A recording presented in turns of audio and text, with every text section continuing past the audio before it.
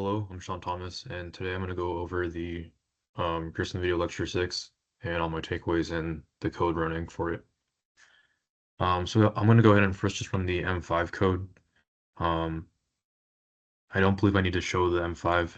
I don't think it displays anything on the screen, but I'm just going to run it, see what happens.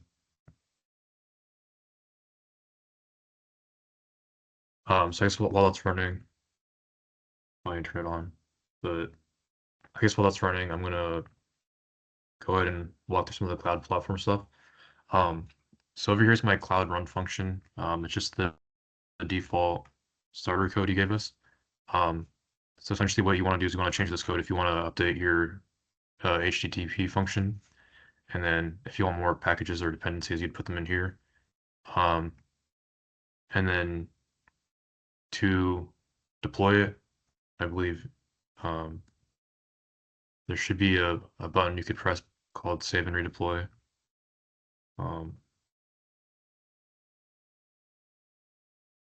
Yeah, right here. So you press that to redeploy it, and then this will be the endpoint for your HTTP function. And then if you want to update, I guess the actual server, whatever that's hosting your Cloud Run functions or that generates your Cloud Run functions, you'd have stuff in here. So I guess you choose the port. You can also set your environment variables in here and just do more stuff, I guess. Increase the timeout. A lot of interesting stuff here, actually. So then here's my cloud storage. So here's where files are saved, pretty much. I don't think my M5 can upload files currently because I don't have the SD card, but if it could, it'd have like a users folder and the files inside of it in here. Um, but right here is where I have all my documents being generated from my M5 from the code. As you can see, there is kind of green stuff popping up.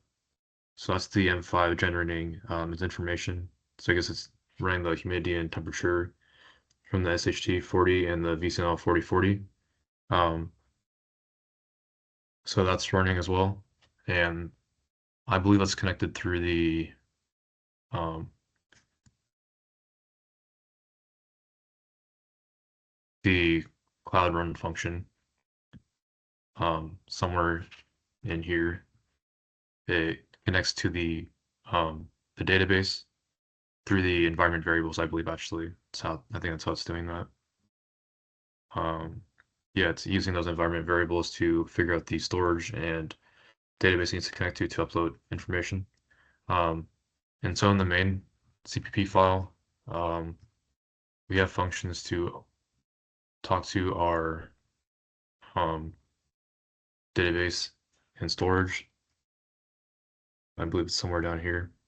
Like it's just regular SHT40 and VCNL 4040 stuff. And then right here, um, I believe this is right here, uploads data to the database. And then if we had an SD card, it would do the dummy file and put that into the storage, but I don't have that. And all this stuff, I guess, just talks to the SHT4040 and VCNL and then uploads it into that, but I don't think that's as important um, as the cloud stuff for this video. And then right here's my endpoint um, that the M5 Core 2 uses to make requests and post data. Um, so it makes the request using this URL with either the dummy file information or the info that it gets from the VCN on SHT40 to either put into the storage or the database. And I'm going to put the serial output just to display that it is picking data up and information.